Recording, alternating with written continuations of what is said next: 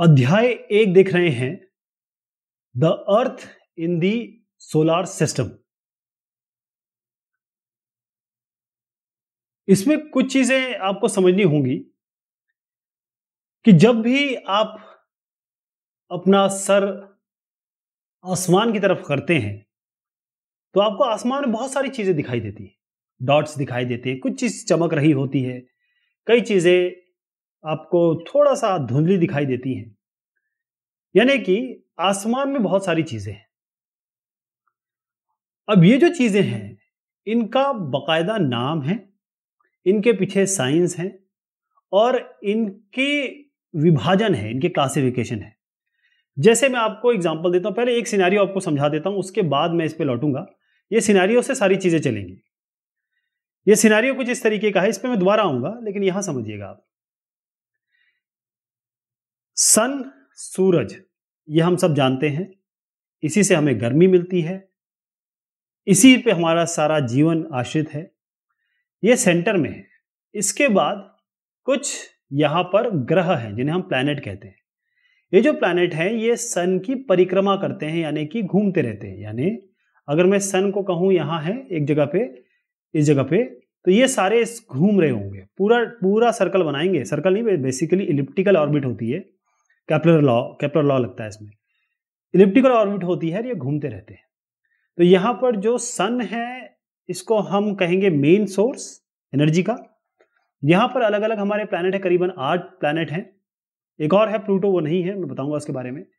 और फिर इसमें जरूरी बात यह हो जाती है कि ये जो ग्रह हैं ये सन के को घूमते रहते हैं, और इनके ग्रह के जैसे हमारे अर्थ की, पृथ्वी के आसपास मून घूमता है। तो मून जो घूमता है वो हमारा, मतलब जिसे हम चंद्रमा कहते हैं, वो हमारा सैटेलाइट है। यानी सन के उपग्रह है, सन के उपग्रह यानी सन के प्लैनेट है ये सारे 8 जो देख रहे हैं, और इन प्लैनेट के फिर से प्लैनेट्स हैं, यानी कि इन प्लैनेट के आसपास जो घूम रहे हैं उन्हें हम कहते हैं उपग्रह, सैटेलाइट। राइट, ये सिनेरियो हो गया। अब आपको समझ में आ गया होगा कि मून क्या काम कर रहा है। मून अर्थ के इधर उधर घूम रहा है, और सब जितने मैक्सिमम यहां दिख रहे हैं सबके पास अपने मून्स हैं। उसको मैं अभी बताऊंगा, नंबर्स भी बताऊंगा उसके। सबसे पहले समझ लीजिएगा कि आपको एक महीने में एक बार आपको मून पूरा दिखाई देगा, पूरा का पूरा बिल्कुल क्लियर। और एक बार एक महीने में 15 दिन बाद आपको ये मून दिखाई नहीं देगा, बिल्कुल ओझल हो जाएगा। तो जब ये पूरा मून दिखाई देता है इसको हम कहते हैं पूर्णिमा, फुल मून नाइट। क्या कहते हैं? फुल मून नाइट या पूर्णिमा। यहां पर जो है अमावस्या, न्यू मून नाइट कहते हैं, न्यू मून नाइट, या इसे कहेंगे अमावस्या। अमावस्या वगैरह याद मत रखिएगा, क्योंकि आगे पूर्णिमा अमावस्या कहीं काम नहीं आएगी आपको, क्योंकि ये फुल मून, न्यू मून, यही आपसे पूछा जाएगा। ये तो हिंदी के नाम है, हिंदुस्तानियों को पता होना चाहिए, बस इतना बात है। ये समझ गया होता क्यों है? क्योंकि यहां पर ये जब घूमता है, और ये अर्थ के अक्रॉस तो घूम ही रहा है, साथ में अपनी धुरी पे भी घूम रहा है। तो धुरी पे घूमता है, तो जब सन और अर्थ के बीच में आ जाता है, क्योंकि अर्थ तो यूं है, सन यूं है, अर्थ इसकी परिक्रमा कर रहा है। अब अर्थ की परिक्रमा कौन कर रहा है? मून इसकी परिक्रमा कर रहा है। तो एक बार ऐसा होगा कि मून इस जगह पे आएगा। जब इस जगह आएगा तो यहां पर इसकी लाइटें आएंगी, सनलाइट। तो ये जब लाइट आएगी तो ये हमको नहीं दिखाई देगा, लेकिन यहां पर एक पोजीशन है जहां पर इसको पूरी सनलाइट मिलेगी, और उसके बाद ऐसी पोजीशन पे ये पूरा दिखाई देगा, एकदम अर्थ के पीछे नहीं, ऐसा नहीं है। तो ये आप ध्यान रखिएगा, इसका एक सिनेरियो है, सनलाइट इधर से आ रही है, यहां पर आपको फुल मून मिलेगा, यहां पर आपको एक पोजीशन आएगी, ये बिल्कुल नहीं दिखाई देगा। फिर उसके बाद एक शब्द आता है सेलेस्टियल बॉडीज। अब इसको हम खगोलीय पिंड कहें या फिर और भी नाम इनके हम देंगे, लेकिन अब सेलेस्टियल बॉडी समझिए इनको। तो ये सन को, मून को, अर्थ को, ये सारे ऑब्जेक्ट जो है, और जितने भी आप जब सर ऊंचा करके आसमान को देखते हैं तो जो भी चीजें आपको दिख रही हैं उन सब को हम कहेंगे सेलेस्टियल बॉडीज। ध्यान रखिएगा, जो भी आपको दिखता है ब्रह्मांड में, जो भी चीज अवेलेबल है उसे हम सेलेस्टियल बॉडी कहेंगे। ठीक, ब्रह्मांड भी शब्द आएगा, उसको यूनिवर्स कहते हैं। अब ये छोटे हो सकते हैं, बड़े हो सकते हैं। इसमें दो विभक्तिकरण करता हूं, यानी कि क्लासिफिकेशन करता हूं। कई ऐसे हैं जैसे सन है, इसके पास अपनी एनर्जी है, यानी इसके पास ये हमको लाइट दे सकता है, ये हमको ऊष्मा ऊष्मा दे सकता है। हीट और लाइट यानी कि लाइट यानी प्रकाश दे सकता है और ऊष्मा दे सकता है, प्रकाश और ऊष्मा दे सकता है। तो इसके पास खुद की है, क्योंकि इसके अंदर वो केमिकल रिएक्शन चल रहे होते हैं, उस कारण से हमको सारी चीजें मिल जाती हैं। यहीं पे हम अर्थ की बात करते हैं। अर्थ, अच्छा, सन जो है वो स्टार है। जो भी ऐसी चीज है जिसके पास अपनी अपनी खुद की लाइट या हीट देने की शक्ति हो, उसे हम कहेंगे स्टार। तो सन भी स्टार है। लेकिन कई ऐसे हैं जिनके पास ना खुद की सन लाइट है, ना खुद की कोई हीटिंग कैपेबिलिटी है। वो सब जो है वो जिसमें हम अर्थ भी लाते हैं, अर्थ, वो सारे अर्थ होते हैं।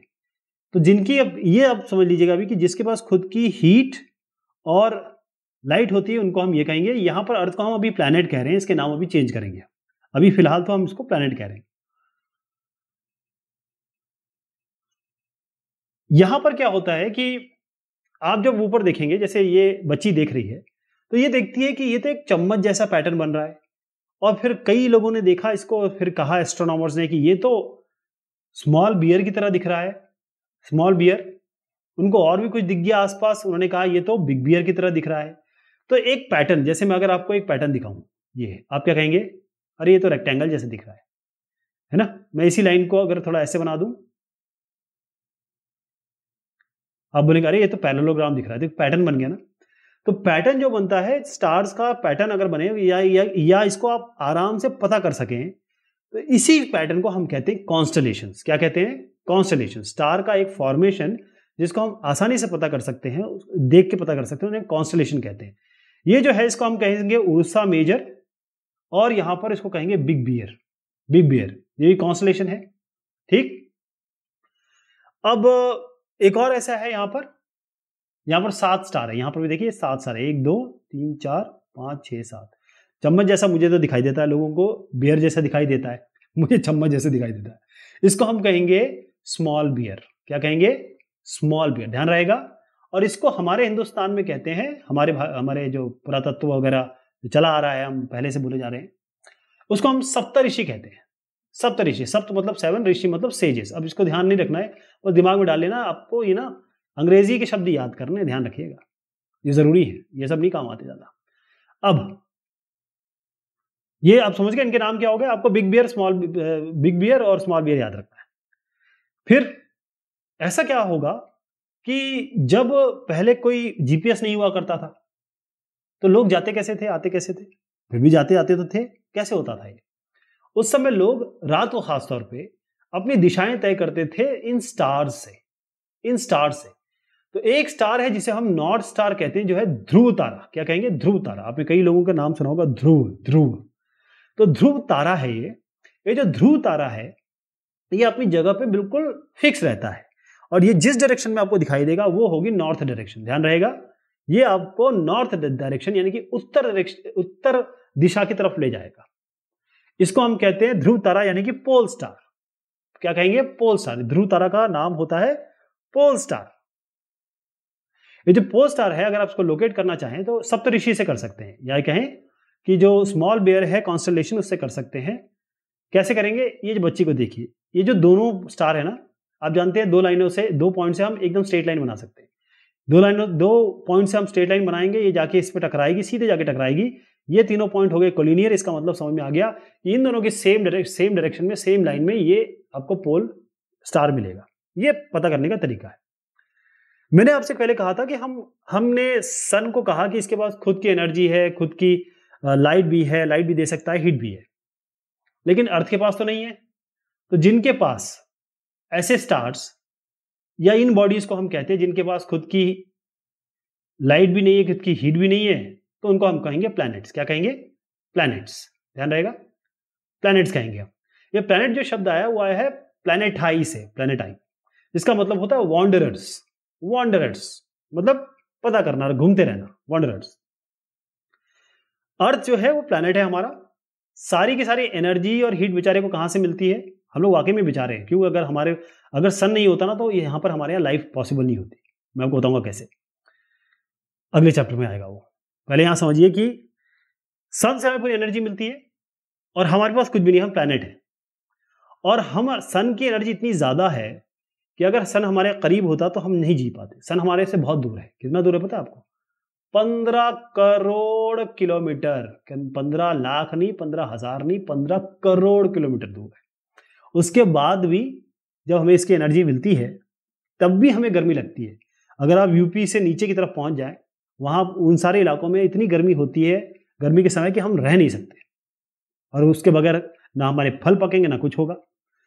अब आते हैं सैटेलाइट पे। जो मून है, अर्थ के इर्द गिर्द जो चक्कर लगाता है वो है मून, चंद्रमा, चंदा मामा। जो मून है ये हमारा सैटेलाइट है। ऐसे ही जितने भी प्लैनेट्स हैं उनके अमूमन मैं नंबर बताऊंगा, सबके कुछ ना कुछ हैं, ये नंबर हैं, उनके भी सैटेलाइट है। जुपिटर, सैटर्न, यूरेनस, इनके आसपास रिंग है। यानी अगर आप जो ये प्लैनेट देखेंगे ना, इनके हमारे हिंदुस्तान मतलब अब पृथ्वी में नहीं है, लेकिन बाकी के ऐसे रिंग बनते हैं। थोड़ा अच्छे से बनाता हूँ, ऐसे रिंग बनता है।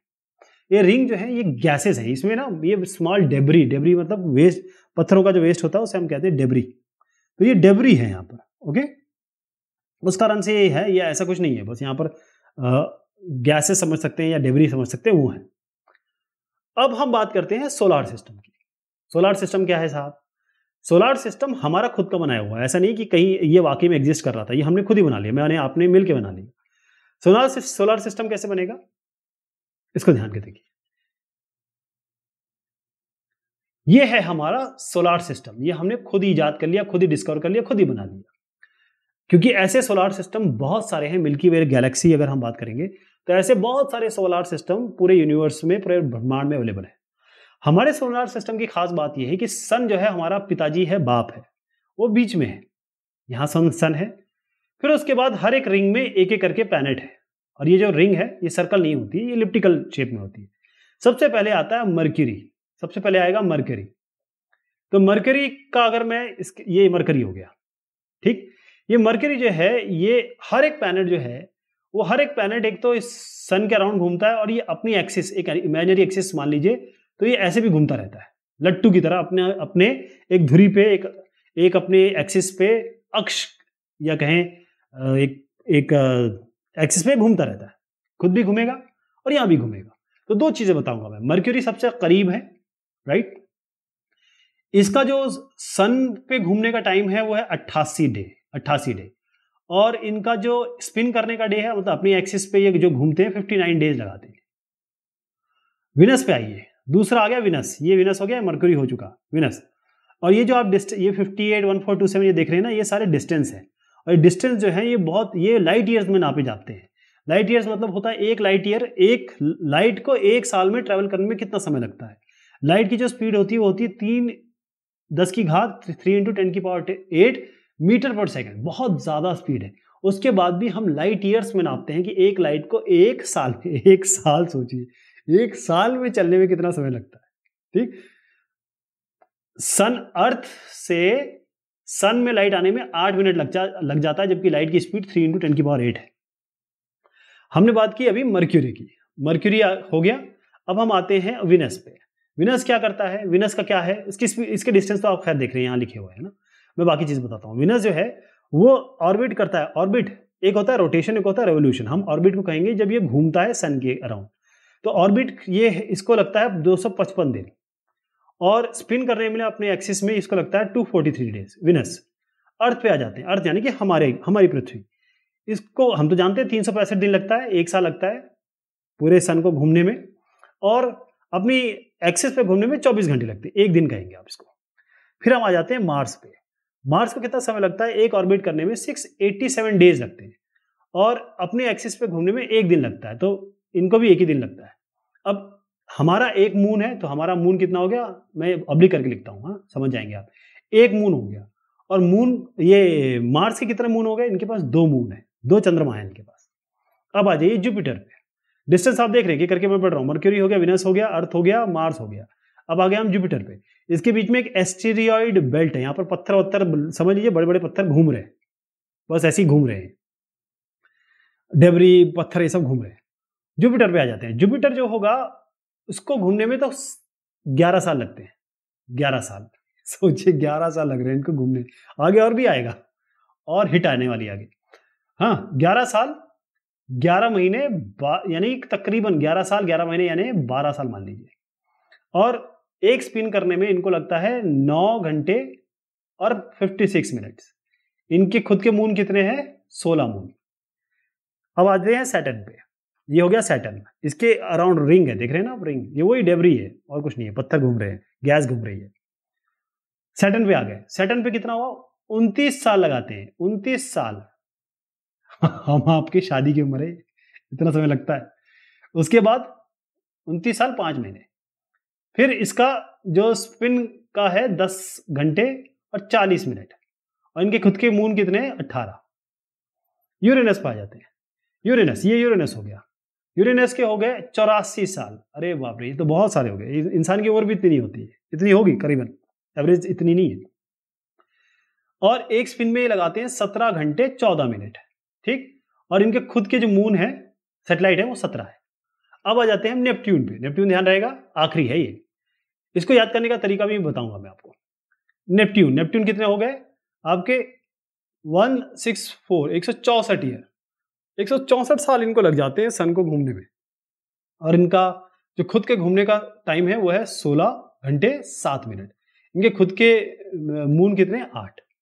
अच्छा, इस ये जो लाइन देख रहे हैं ना, एस्टेरॉयड बेल्ट, इसके अंदर जितने भी प्लैनेट है इनको हम कहते हैं इनर प्लैनेट। ये सारे के सारे जो हैं इनमें पत्थर, मिट्टी सब मिलेगी आपको, मतलब वो सारी चीजें रॉक्स वॉक्स मिलेंगी आपको।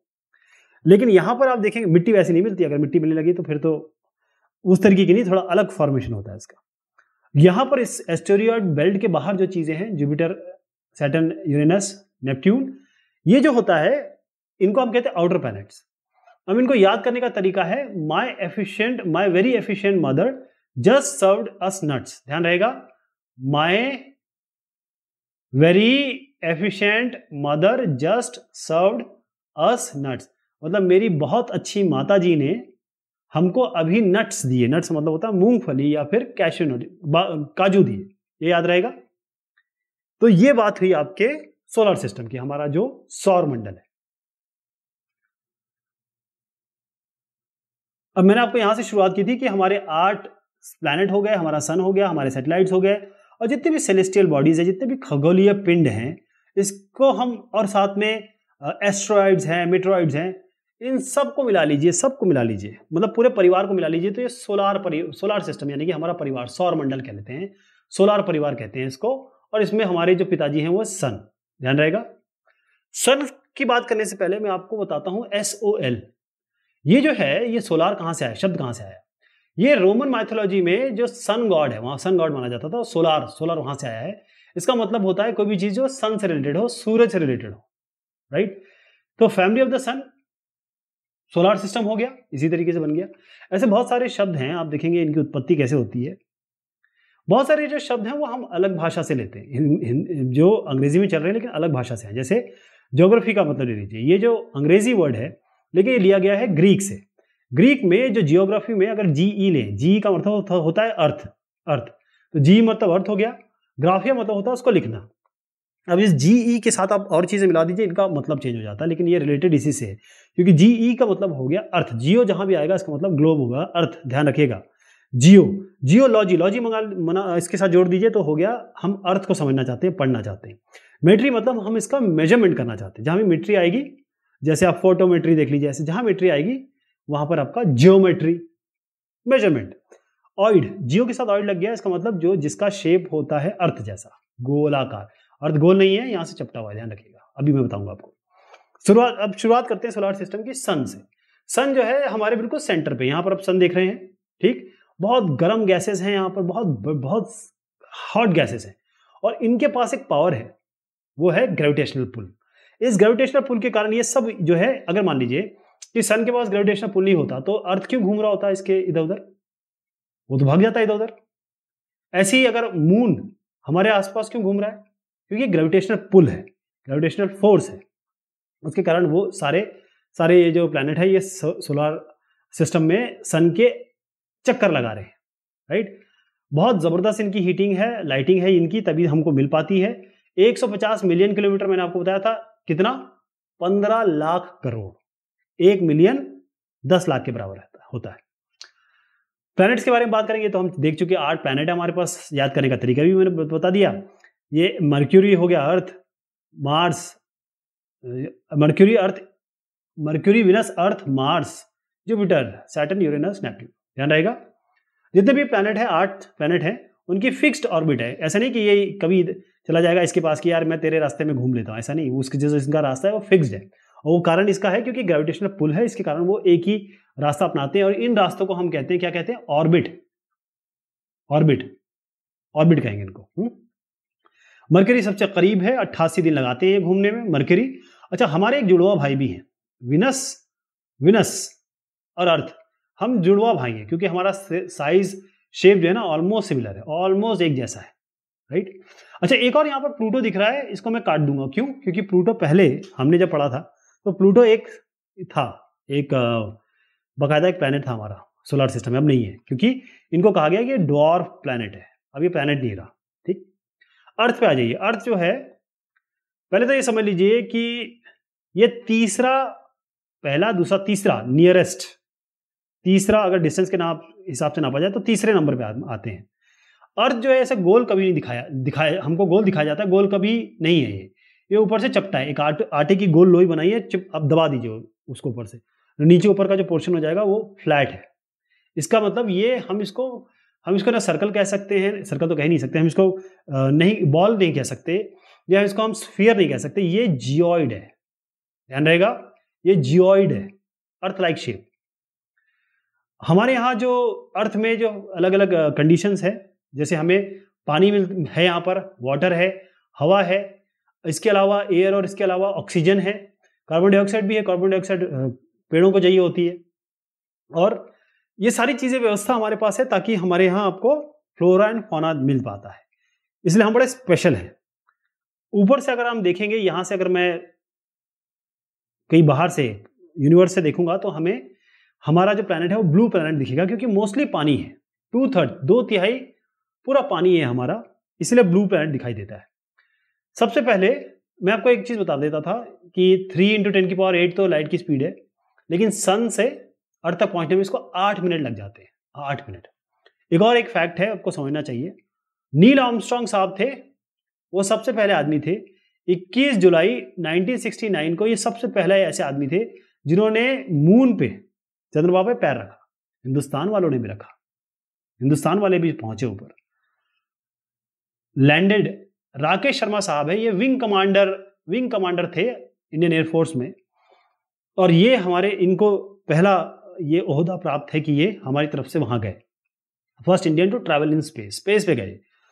और यहां पर जब इंदिरा गांधी जी ने इनसे पूछा, इंदिरा गांधी जी हमारी प्राइम मिनिस्टर रही, बहुत जबरदस्त प्राइम मिनिस्टर थी, वेल रिस्पेक्टेड। इन्होंने इनसे पूछा कि राकेश शर्मा जी, आपको स्पेस से हिंदुस्तान कैसा दिखता है? तो इन्होंने कहा, मैडम, सारे जहां से अच्छा हिंदुस्तान हमारा। ये बात इन्होंने कही और सारे हिंदुस्तानियों की आंखों में पानी हिला दिया इन्होंने। बहुत बड़ा इंसान निकला ये, दिल में इनके जो चीज थी वो स्पेस पे भी कहा इन्होंने।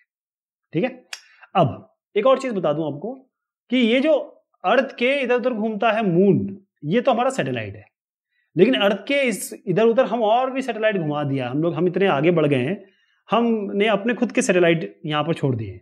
जैसे इनसेट हो गया, IRS, ये IRS होता है इंडियन रिमोट सेंसिंग, एडुसेट है, एजुकेशन वाला सैटेलाइट है। तो बहुत सारे सैटेलाइट ह्यूमन मेड भी है। तो 2 तरीके के सैटेलाइट है, एक जैसे मून है हमारा, कौन सा सैटेलाइट है ये नेचुरल है, और हमने जो भेजे हैं उसे हम सैटेलाइट कहते हैं, जो हमने प्रक्षेपित किए हैं। इसको मैं बता दूं आपको, होता यह है कि यहाँ से हम रॉकेट से भेजते हैं, इसके अलग अलग पार्ट होते हैं और ये अलग अलग स्पीड से जाते हैं और अलग अलग तरीके से ये अपना डायरेक्शन बदलते हैं और फाइनली एक ऐसी जगह कक्षा में स्थापित करा देते हैं सैटेलाइट को जिसमें वो वही काम करने लगता है जो मून काम करता है। तो यहाँ पर पेलोड होता है, यानी कि असली हमारा सैटेलाइट। और ये सब जो है ये तो खैर जल जाते हैं, ये बचता यही है। अब मून की बात करूंगा। मून हमारा अकेला सैटेलाइट है और है ये बहुत, एक इसका जो डायमीटर है डायमीटर केवल 1/4 है अर्थ के, लेकिन ये हमारे करीब है इसलिए हमें बड़ा दिखता है। यहाँ से मैं पैदल चलना शुरू करूँ और यहाँ तक पहुँचूंगा तो मुझे कितने किलोमीटर चलना पड़ेगा? 384,400 किलोमीटर। ध्यान रहेगा। मून अर्थ के इधर उधर कितना समय लगाता है घूमने में? 27 दिन लगाता है। और एक दिन में मतलब सॉरी इतना ही 27 दिन ये घूमने भी लगाता है अपनी धुरी पे। अगर एक्सिस मान ले तो अपनी धुरी पे घूमने में भी इतना ही दिन लगाता है, इसलिए हमको एक ही साइड दिखता है मून का। मून के पास वैसी कंडीशन नहीं है, ना इनके पास हवा है, लेकिन इनके पहाड़ जरूर है इनके पास। तो यहाँ पर जीवन की हम बात नहीं कर सकते। और यहाँ पर आपको एस्टेरॉइड्स और मीटेरॉइड्स, एस्टेरॉइड्स और मीटेरॉइड्स। अच्छा, मीटेरॉइड्स के पहले मैं मीटियोर की बात करना चाहूंगा। मीटियोर अलग होता है, मीटियोरॉइड अलग होते हैं। बताता हूं कैसे। अब ये प्लैनेट का देख लिया हमने, सब कुछ देख लिया, जो हमने सन देख लिया। इसके अलावा एस्टेरॉइड्स भी हैं। स्टार, प्लैनेट्स और सैटेलाइट के अलावा बहुत सारे ऐसे आवारा कह सकते हैं इनको, पत्थर घूम रहे हैं, जिनको हमने कहा सबको बोल के एस्टेरॉइड्स हो गए। ये मेनली इस जगह पे है, जो मैंने कहा ना, ये जो एरिया है इसको यहाँ पर, ये जो मार्स और जुपिटर के बीच में इनके बीच में पाए जाते हैं। अब ये इन्होंने ऐसा, साइंटिस्ट ने कहा कि भाई जो कई ऐसे प्लैनेट है जो टूट गए, बिखर गए, कुछ विस्फोट हुआ होगा, उससे बेचारे ये सब आवारा हो गए। अब ये इनके पास कुछ है नहीं, छोटे छोटे हैं, घूम रहे हैं अपने। फिर मीटेरॉइड्स की बात अगर मैं करूं तो मीटेरॉइड्स क्या होते हैं? ये वो छोटे छोटे पत्थर होते हैं, या बड़े पत्थर भी होते हैं, लेकिन छोटे नॉर्मली इसमें देखा जाता है। ये हमारे अर्थ के करीब आ जाते हैं। अर्थ के करीब जब आते हैं तो अर्थ के पास एक बड़ी अच्छी चीज़ है, हमारे पास एटमॉस्फेयर है ना। ट्रोपोस्फियर, TSMT, थर्मोस्फेयर भी है, स्ट्रेटोस्फियर भी है, एक्सोस्फियर भी है। तो जब ये पत्थर आते हैं ना अर्थ के करीब, तो हमारा एटमॉस्फेयर इनको रोक देता है, ये कहीं जला देता है, फ्रिक्शन से जल जाते हैं। तो आपने देखा होगा जब ये ऐसे अंदर ऐसे आते हैं तो हमको ये ऐसा लगता है जैसे ये आग इनके पीछे लगी। इसको शूटिंग स्टार कहते हैं। यहां पर मैं थोड़ा सा बता दूं आपको कि जो मीटेरॉइड्स हैं ये स्पेस में मिलते हैं, पत्थर हैं, और एवरेज साइज इनके बड़े छोटे छोटे होते हैं।